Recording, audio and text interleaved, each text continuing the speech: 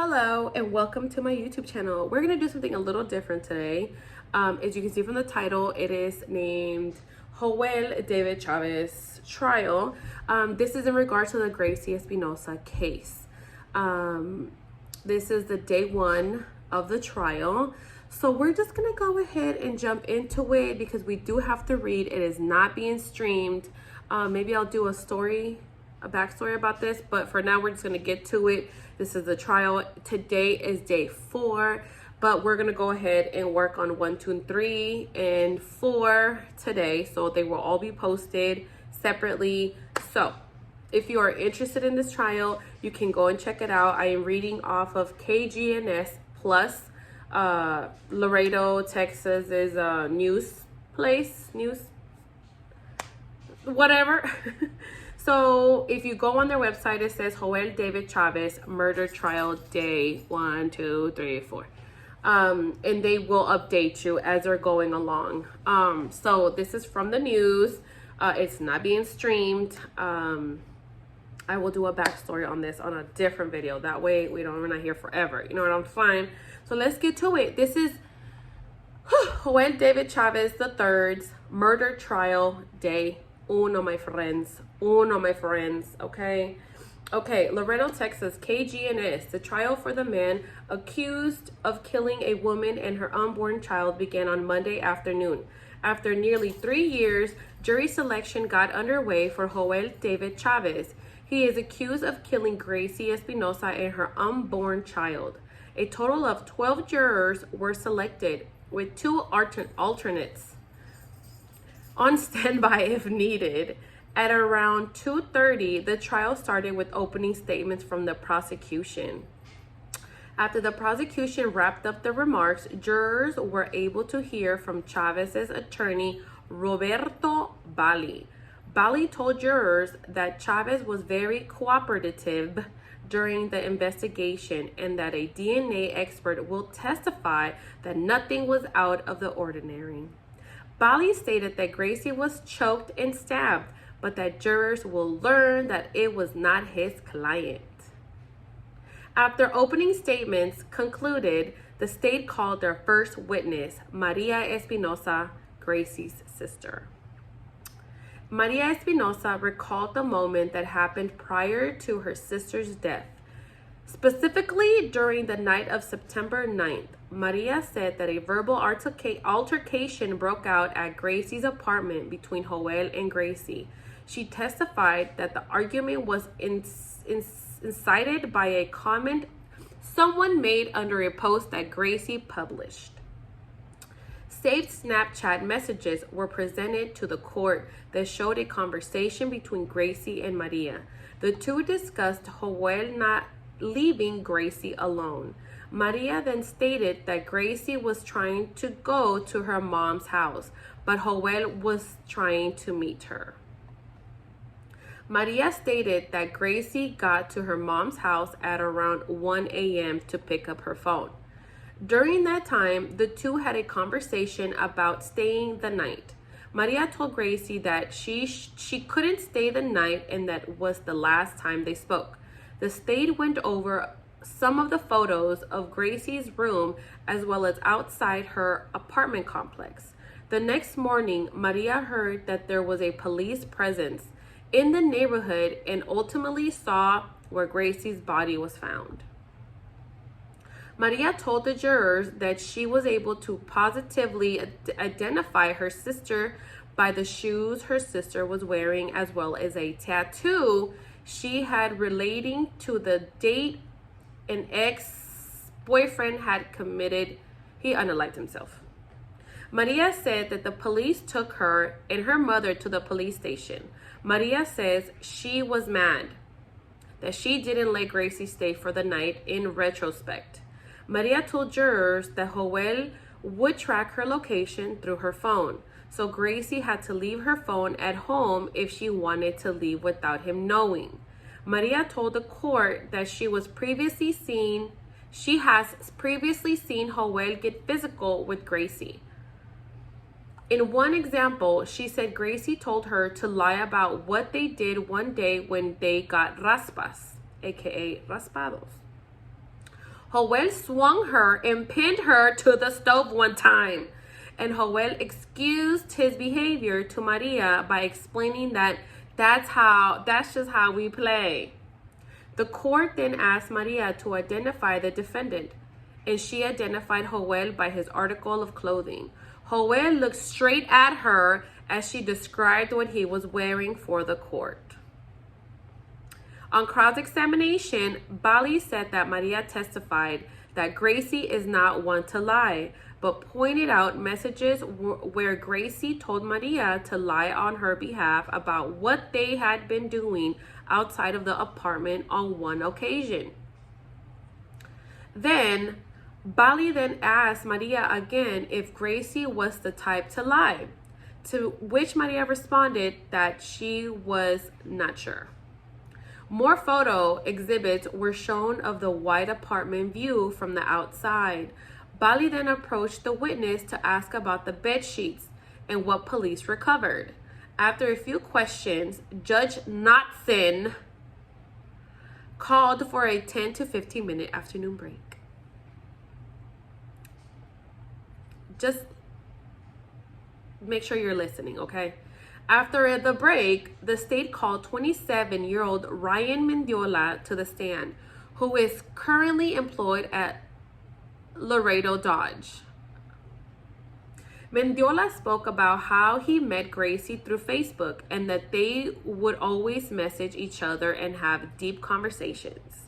He stated that they had the same sense of humor, met at a basketball game tournament, and testified that Gracie had a very bubbly personality. He said their relationship progressed when they started flirting with social media memes during the month of March. Mendiola said they were never official, but they always flirted through memes. When Gracie's birthday came up, Gracie had gotten upset because Ryan didn't show up to see her. Ryan testified he ghosted her, sensing the relationship was not something he wanted, and testified that he cut himself off from pursuing the relationship any further. When the pandemic lockdowns occurred, Ryan testified he started to receive anonymous phone calls and eventually found out it was Gracie. At around mid-April, Mendiola said he unblocked her from social media. During that time, Mendiola stated that he learned she was starting a relationship with Chavez and that she was happy with him. In April, Gracie messaged Ryan and asked why the two never had sex during their talking stage. Mendiola said he never wanted to push that boundary at that point in time. Instead, he wanted to get to know her. However, he said Gracie wanted to have sex and in time obliged her request and planned the day to have intercourse with her. At another point, Ryan was taking Maymaster classes when Gracie reached out again, but Ryan testified he was busy with his classes and never responded. After that, Ryan found out he was blocked on social media platforms, but not on Instagram. However, he testified he did not try to pursue Gracie. Mendiola said that he started to talk to Gracie again in June and said they even hung out in Ryan's room to play Xbox. Mendiola said one thing led to another that led to intercourse. Ryan said that it was the second time they had sex. The first time, he said, was when she brought up and asked if they were official. The assistant district attorney asked how the two got to the point of her asking to the actual act of intercourse. Ryan said they planned it one day. The first time was between early April to mid-April. The one after that was when Gracie invited him to an event when she was already started to date Chavez.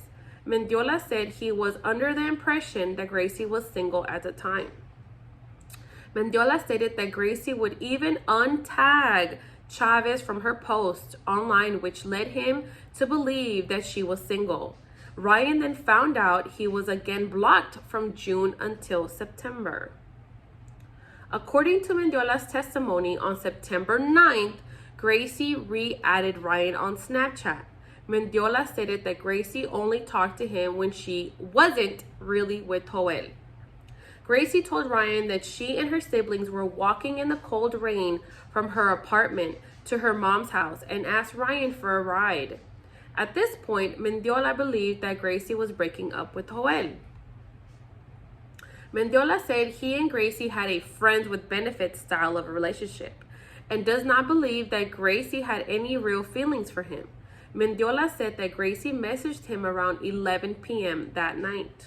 Ryan picked her and her siblings at the intersection of Meadow and Saunders, across the street from the Wendy's near LMC. At that point, the state brought in a Google Map layout of LMC where Ryan picked her up. Ryan drew a route from his house to where he picked them up, which approximately took about 5 to 8 minutes. Ryan told his parents that he was covering a shift to get out of the house. A necessary lie, he says, because his parents are strict.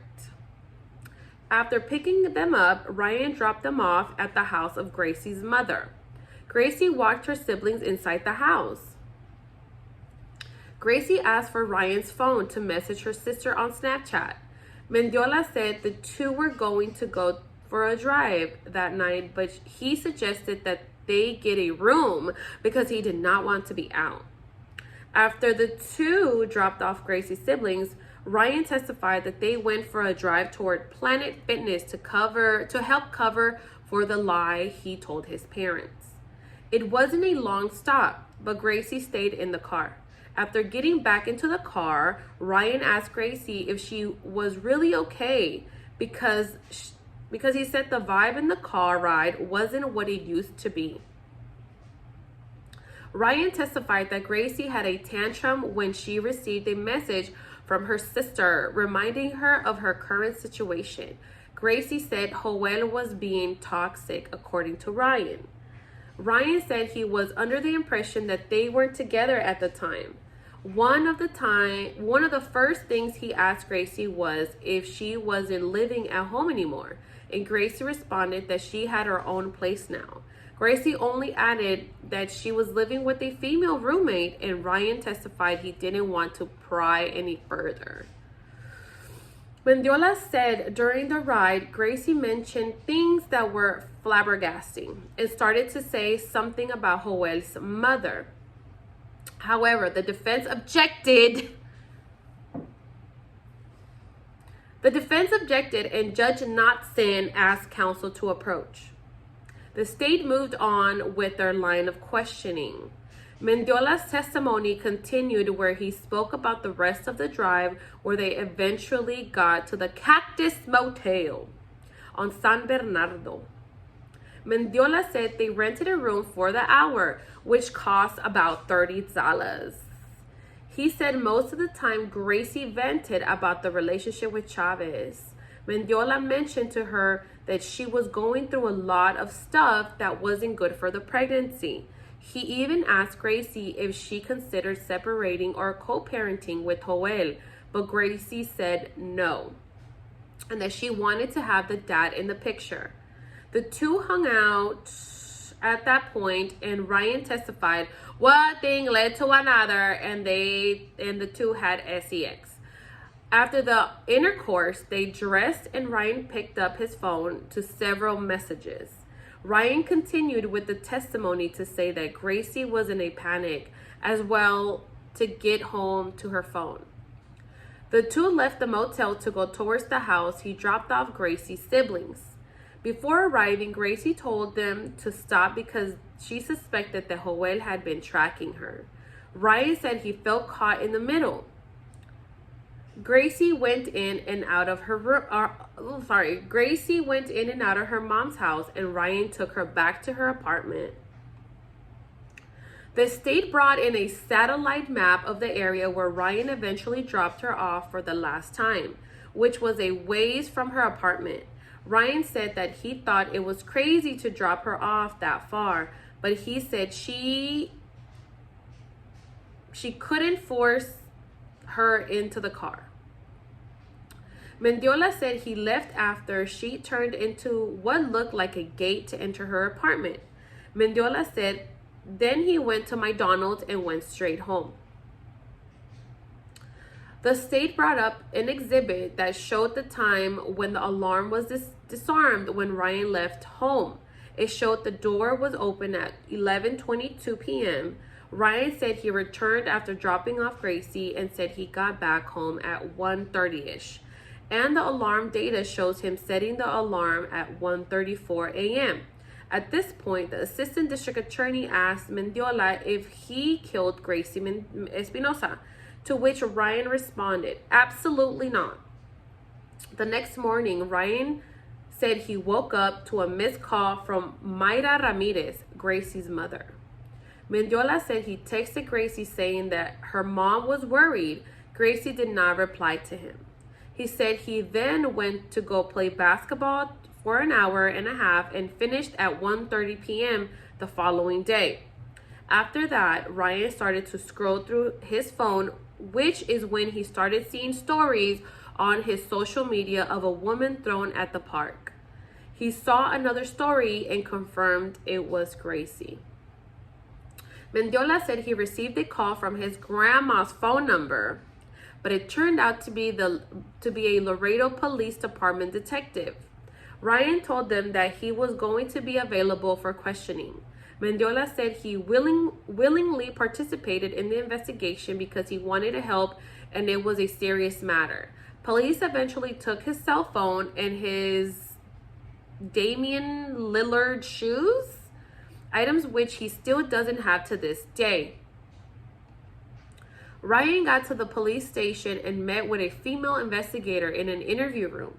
Ryan said he didn't hide anything or hold anything back and that he let them search his room, his car, his phone. Ryan said they told him they only needed his phone data for 15 minutes, but he says that those 15 minutes turned into 3 years and counting. They still got his freaking phone. Sorry.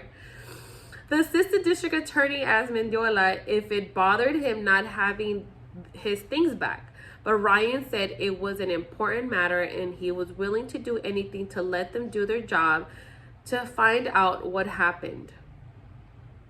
Another detective rode with Ryan to get his fingernail clippings and swabs for DNA. Ryan said he met with investigators roughly 3 times for interviews, and he said he even consented to a lie detector test.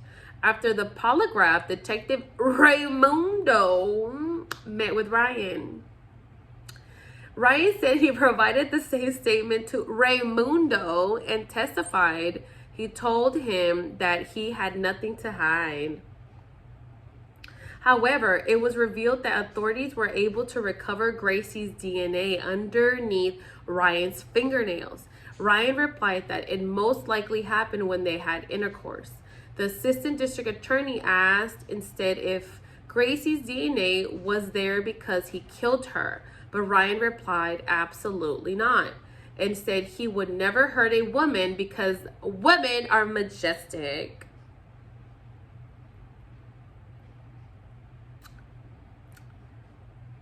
The state continued to publish more exhibits, one of which was a dark photo of where Ryan dropped off Gracie. Ryan said the darkness was one of the reasons why he didn't want to drop Gracie off at that spot. The state brought in an evidence bag and the assistant district attorney pulled out a Letterman jacket that belonged to Gracie. It was the same jacket Gracie wore that night. While on the stand, Ryan broke down in tears and tried to keep it together.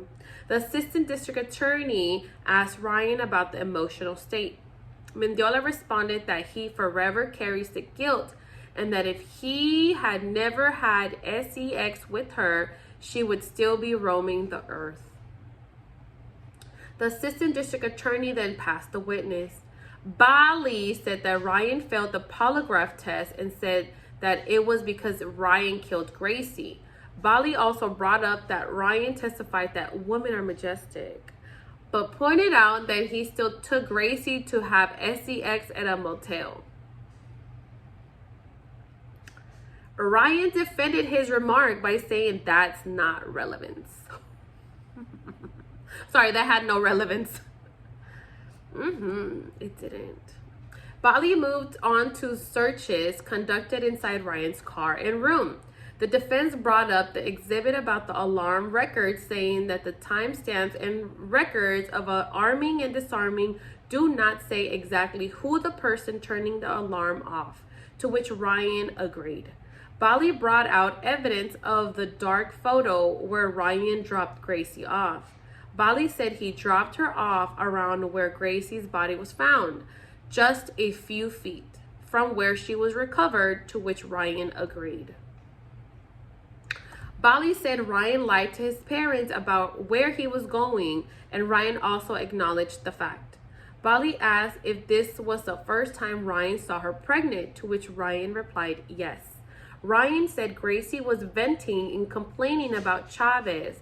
Bali brought up that Gracie was texting her through her sister's phone and that Gracie insisted on going to her apartment. Police did not take any knives or bed sheets from Ryan's house, just his shoes, Ryan testified. Bali said Gracie and Ryan's relationship was up and down, but Ryan said no, not exactly. 𝒍𝒊𝒄𝒌 said it was just immature things she would do at times.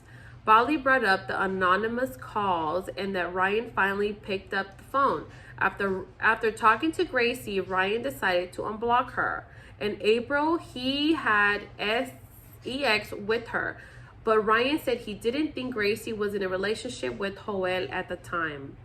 Only that she was on her way. What the heck does that mean? Oh, to being in one.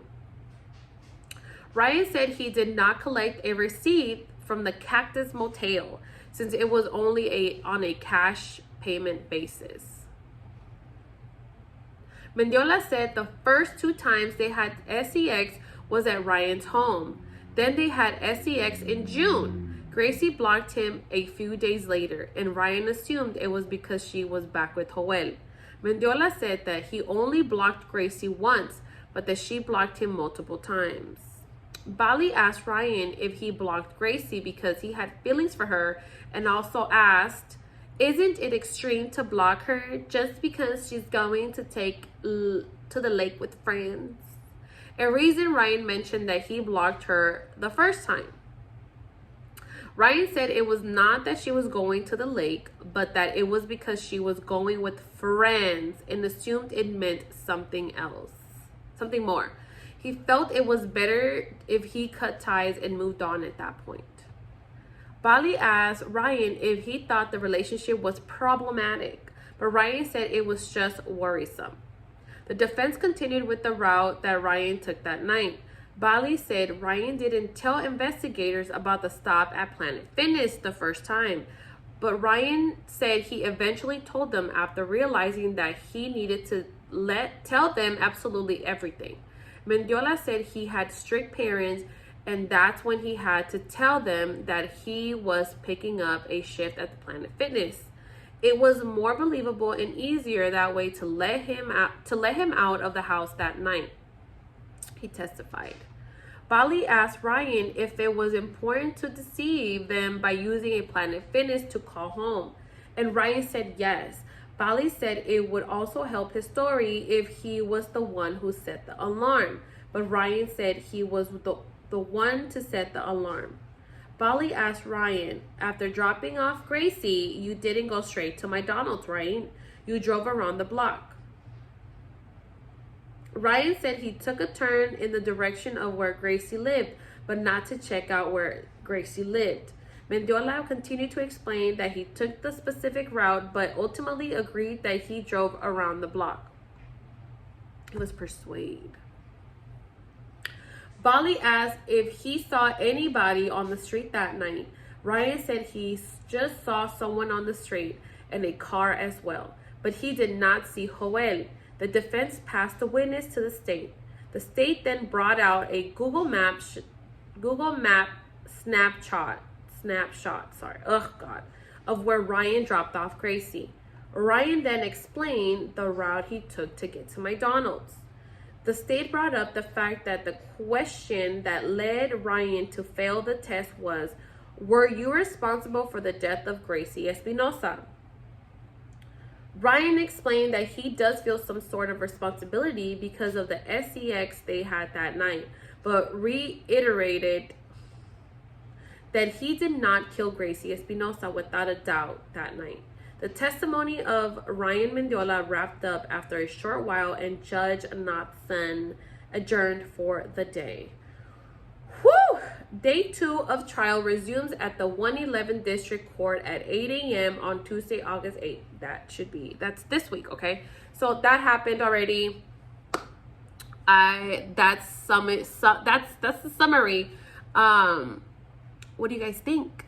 Leave your thoughts down below. You can always go check it out yourself. KGNS.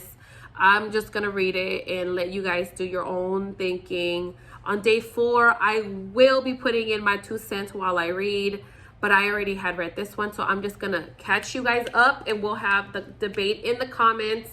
Also go check out my TikTok, and we'll have debates over there. But yeah, what are your thoughts? What are your thoughts? Share the video, you guys. Share your thoughts. Let's talk about this, because we need to bring awareness to this trial, because they are not streaming it for a reason. And I will definitely make a video talking about her case, because girl, they don't piss me off already. I've been pissed about this case, but now I'm more pissed.